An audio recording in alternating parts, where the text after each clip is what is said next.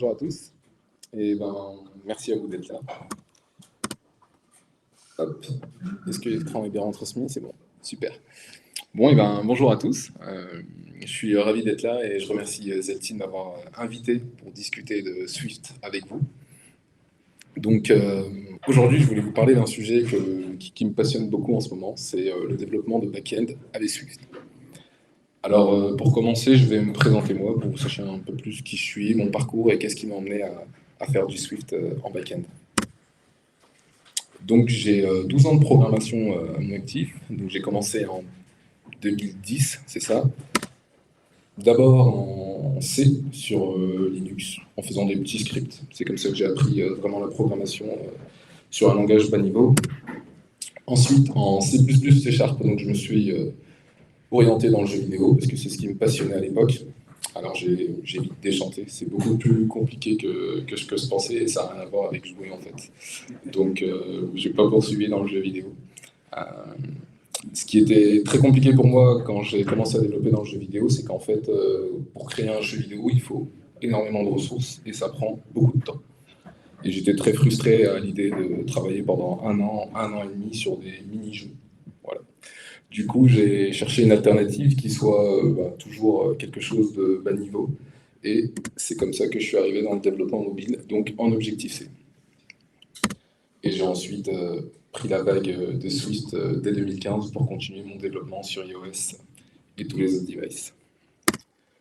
En termes de publication, j'ai mis à peu près 30 applications publiées, donc sur tous les devices Apple, WatchOS, tvOS, iOS et aussi OS X. Donc j'ai eu la chance de publier des applications plutôt connues aujourd'hui. Donc tout d'abord avec Petit Bambou, ensuite chez Zelti, puis les chaînes télé, Mélodie et Muséum TV. Donc j'ai mis les 4 plus grosses applis avec qui j'ai la chance de travailler aujourd'hui. Aujourd'hui, en tant que développeur Swift, donc, je suis focus sur ce que j'appelle le front-end, le client, développer une application. Le développement, ça a beaucoup évolué. Quand j'ai commencé en 2013, on pouvait tout seul sortir une application, sans bac. Bon, c'est très restreint au niveau des fonctionnalités. Ma première application, c'était un annuaire de praticien de la santé. Et comment on fait ça sans bac? On télécharge un XML qu'on stocke en dur dans le device et qu'on met à jour une fois tous les 6 mois. Bon, c'était en 2013, donc ça se faisait, c'était assez courant. Aujourd'hui, se passer du back-end pour développer une application, c'est quand même super restrictif au niveau des possibilités. Du coup, je me suis intéressé au back-end et je me suis demandé comment est-ce que je pouvais moi-même développer à la fois mon application et à la fois mon propre back-end. Beaucoup de candidats, donc là j'ai été très vite perdu, hein. J'en ai listé quelques-uns, mais je pense qu'il y en a beaucoup plus. Ça a été super compliqué pour moi de me lancer dans le back-end parce que je ne savais pas en fait par quoi commencer. Il y a énormément de possibilités aujourd'hui, énormément de langages et en plus des idées différents. Donc super compliqué de choisir parmi tous ces choix. Donc ce que j'ai fait, c'est l'inverse. Plutôt que de chercher un langage pour développer un back-end, je me suis demandé ce que moi j'aimerais avoir dans le langage que je vais apprendre pour développer mon back-end. Donc mes besoins, c'était les suivants. C'était un langage strict et typé, parce que j'ai découvert qu'il y avait des langages qui n'étaient pas typés. Je le savais. Ouais. Une architecture plutôt MVC, avec un ORM de très bonne performance et surtout out of the box, donc quelque chose de clé en main, de facile à utiliser. Pas 7 plugins à installer, voilà. Et donc, à partir de ces besoins-là, en fait, toutes mes recherches, elles ont convergé vers le Swift. Donc j'ignorais qu'il existait aujourd'hui la possibilité de développer un back-end en Swift. Donc mes recherches m'ont orienté vers le Swift comme langage pour développer son back-end, Vapor comme framework, donc c'est un framework web qui va gérer du coup tous les appels API. Et le Fluent, donc ça c'est un autre framework de Vapor qui permet du coup de mapper très facilement ces objets back avec les objets clients. Et le gros plus de Fluent que j'ai vraiment apprécié, c'est c'est une interface avec tout type de base de données. Donc, que ce soit du Postgre, du MongoDB ou du MySQL, et en fait, Fluent met à disposition dans son framework la possibilité d'interagir avec la base de données via des fonctions. Et ces fonctions sont toutes les mêmes selon le type de base de données. Donc ça, c'est vraiment pratique. Alors, quand je me suis lancé dans Swift Vaporfront, donc super content, déjà parce que je suis sur Xcode, c'est un IDE que je maîtrise, et le Swift, j'en ai fait depuis sa sortie. Donc forcément, j'y ai trouvé énormément d'avantages, beaucoup plus que les autres langages que je vous ai montrés précédemment. Donc les avantages, ils sont là, hein. Donc un langage typé. J'ai été très surpris de voir que Swift est souvent dans le top 3, top 5 en termes de performance. Les performances sont très très très bonnes sur tout ce qui est accès en base de données. J'y ai trouvé un framework ORM, donc Fluent dont je vous parlais tout à l'heure. Le tout en Linux, donc on peut facilement monter une image Docker, et c'est soutenu par Apple. Donc ça aussi, surprise, je pensais que c'était un framework comme ça qui avait été monté par des gens, et en fait non, c'est Apple qui est derrière Vapor. Donc lorsque le Swift a été annoncé dans les années 2015, la surprise, c'est que c'était open source. Donc Apple ne nous a pas habitués à nous livrer un tel produit en open source, et donc le fait que Swift soit open source, ça a laissé la possibilité à beaucoup de gens de créer énormément de kits et de frameworks autour. Et donc, Vapor a été l'un des premiers frameworks web qui a été développé. Et ils ont été, je pense, rachetés par Apple 2 ans plus tard. En tout cas, maintenant, c'est Apple qui est derrière Vapor et qui documente et donne l'accès à tous ces frameworks. Et il y a aussi le sharing model. Donc, le sharing model, moi, j'ai trouvé ça super pratique. C'est qu'aujourd'hui, quand je crée mes modèles côté back, je peux facilement y accéder sur mon appli client.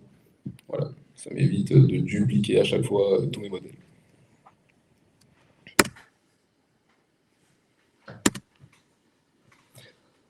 Les inconvénients, donc le Swift est un langage jeune, donc beaucoup d'évolution. L'écosystème Swift a beaucoup changé au départ. Pour ceux qui ont commencé, la V1 de Swift et la V3, même la V4, il y a eu énormément de changements, donc c'était compliqué au début de se lancer là-dessus.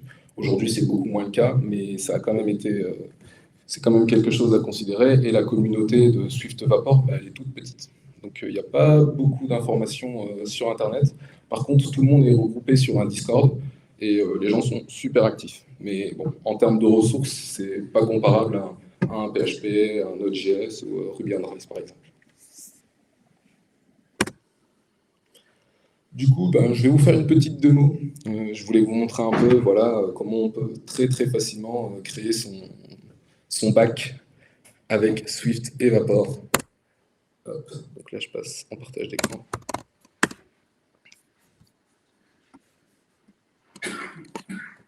Alors, est-ce que vous voyez le terminal? Est-ce que c'est pas trop petit?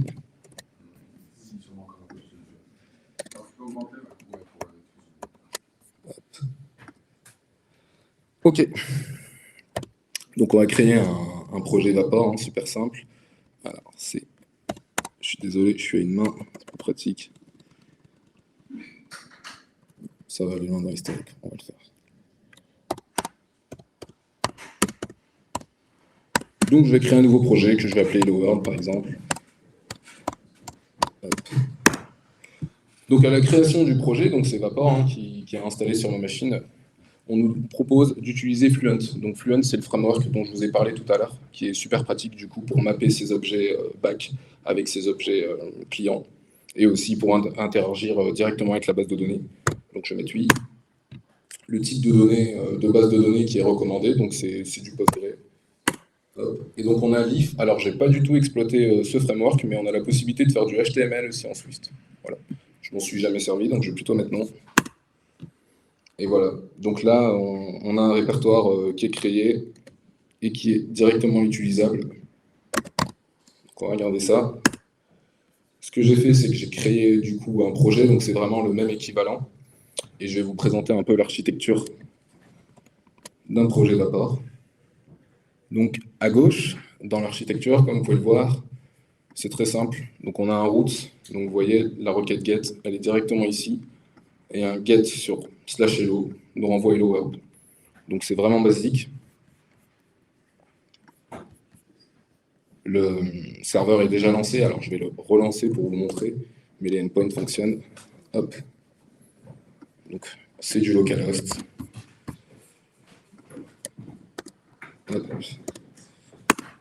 It works. Voilà. Donc, c'est vraiment pour vous montrer que le framework est super simple à installer et à utiliser. Donc, ce qui est super en Vapor, c'est qu'on a le système de contrôleur qui est là. Pour ceux qui sont familiers avec le MVC sur Swift, sur iOS. Donc, on a en fait un contrôleur et un modèle. Donc, l'exemple de base, il est vraiment très simple. Hein. Concrètement, on a le to-do contrôleur qui est ici. On a la possibilité de faire un get sur slash to-do ou la possibilité de faire un post sur slash to-do aussi. Le get renvoie toutes les to-do de la base de données. Donc ça, c'est du Fluent. Ça veut dire qu'ici, on interroge la base de données pour récupérer toutes les to-do. Et le post interroge le create, qui va du coup decode ce qui est envoyé dans le body, pour ensuite le save dans la base de données. Donc vous voyez, c'est relativement simple, et surtout, ça fonctionne.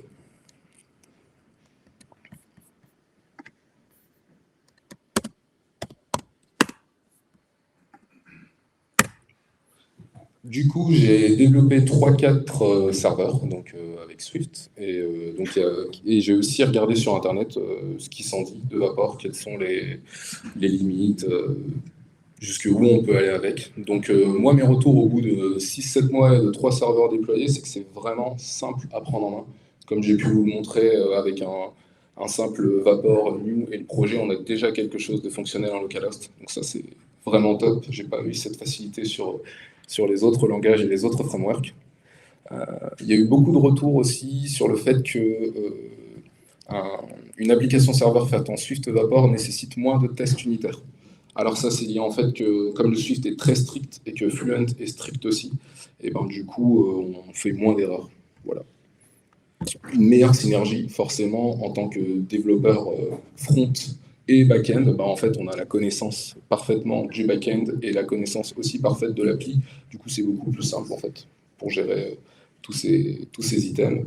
Et je conclue avec un out of the box que moi, je trouve vraiment, vraiment pratique. Pour avoir fait du développement que sur iOS, avant C++, Qt, je suis vraiment habitué à des environnements qui sont fermés, mais fonctionnels et clés en main. Et j'ai retrouvé ça avec Swift Vapor et c'est un vrai confort. Est-ce que vous avez des questions?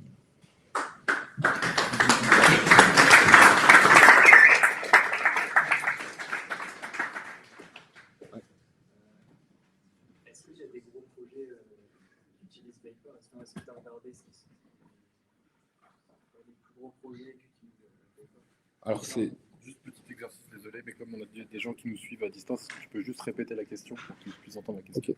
Donc la question était de savoir s'il existe aujourd'hui des gros projets en Vapor. Donc il y en a. Ils sont sur le Discord, je ne les connais pas par cœur, je suis désolé, mais il y en a. Il y a des gens qui, dès le départ, se sont lancés sur Vapor et aussi pour promouvoir la technologie, ont tout mis en Vapor. Donc il y en a, mais je les rechercherai et je te les partagerai juste après si tu veux. Est-ce qu'on a une autre question? Yes. Après toi, Rémi. Tu as besoin de quoi au niveau serveur pour déployer des applications? Alors, c'est vrai que je n'ai pas du tout parlé de la partie déploiement, parce que ça faisait déjà beaucoup d'infos et qu'il fallait déjà compresser. Alors, moi, j'utilise Heroku. Il y a plein de solutions hein, pour le déploiement. J'ai trouvé que Heroku était super simple pour déployer une application serveur dessus. Mais on peut le faire avec AWS et un tas d'autres choses. Mais j'utilise Heroku, moi. Tu n'as pas besoin d'un Apache ou un truc comme ça, enfin, pas besoin de la machine. Une Apache ou autre, par exemple pour PHP, donc un Apache pour pouvoir faire tourner un serveur PHP. Non, en fait, le Swift Vapor, c'est une application, c'est un langage qui est compilé en fait. Donc, ça va compiler un binaire qui, lui, va ensuite être exécuté sur une instance Linux. Mais il n'y a pas de serveur derrière, il n'y a pas de Nginx ou d'Apache pour saisir les images, par exemple, ou les fichiers statiques, il n'y a pas des choses comme ça? On peut le faire. D'accord. Si pour déployer sur du bare metal, alors Ça peut se déployer sur du bare metal. Dans ce cas-là, on met un Nginx dedans avec le classique. Mais l'utilisation, je dirais, du standard de Vapor, c'est tout de même dans les conteneurs, les Docker ou équivalent, étant donné que Merci pour la réponse. Les connaissances. Si vous avez une question, vous demandez. Ouais, allez-y, c'est ça. Rémi, vas-y. Alors, Franck, est-ce que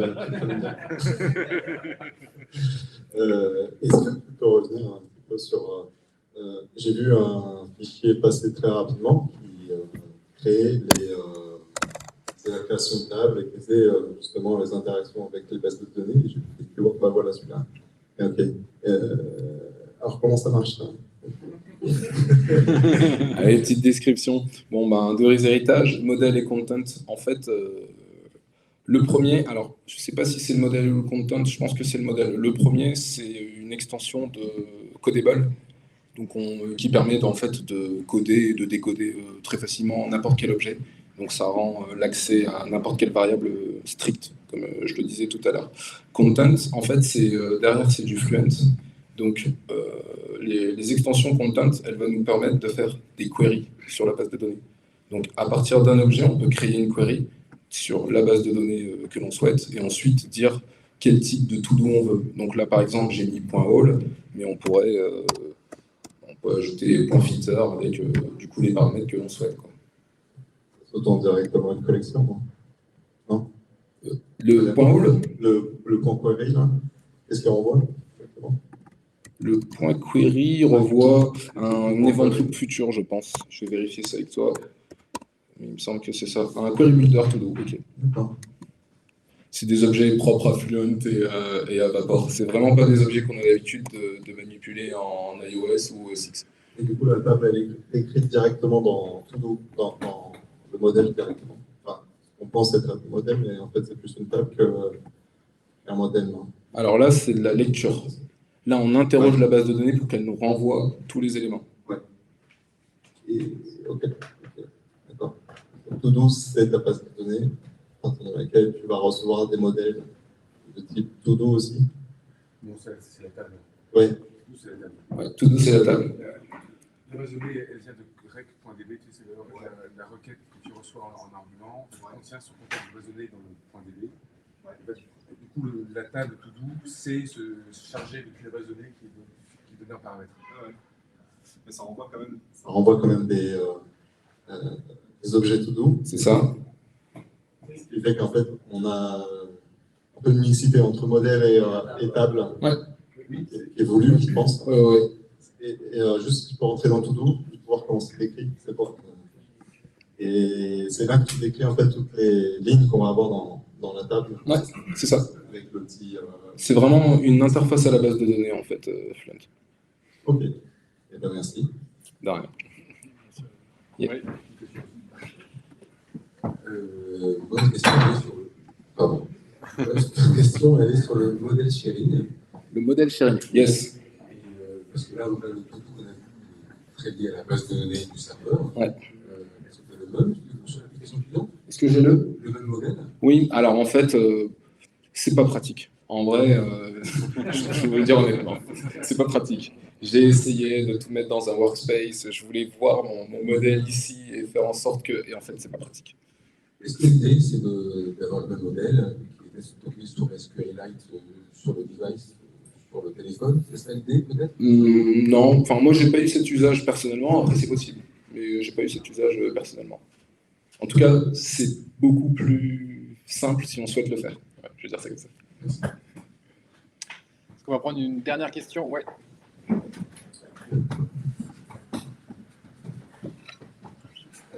Déjà, merci pour la présentation. Et je trouve surtout intéressant le fait de partager les modèles entre l'application et le serveur. Du coup, ma question est, supposons on a un projet existant avec une base de données, est-ce qu'il y a moyen de générer les modèles à partir des tables, comme les ORM qu'on a sur d'autres langages? Générer les modèles à partir des tables, je ne le conseille pas. Ça m'étonnerait que ça soit possible. Pour l'avoir fait sur un projet MySQL, ce que j'ai fait du coup, c'est que j'ai recréé ma base de données sur un Docker et j'ai ensuite moi-même saisi à la main les variables qui m'intéressaient. Maintenant, est-ce que automatiquement il existe quelque chose qui sache interpréter un point SQL pour recréer tous les items Swift? Je ne pense pas. En tout cas, je n'ai pas trouvé et j'en ai pas eu l'utilité pour le moment.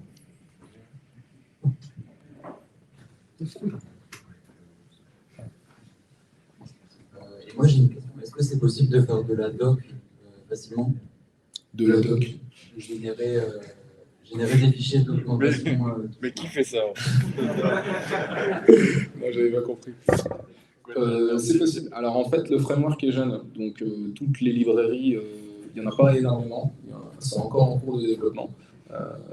Si tu as une librairie précisément en tête, je ne suis pas sûr qu'elle soit aujourd'hui disponible.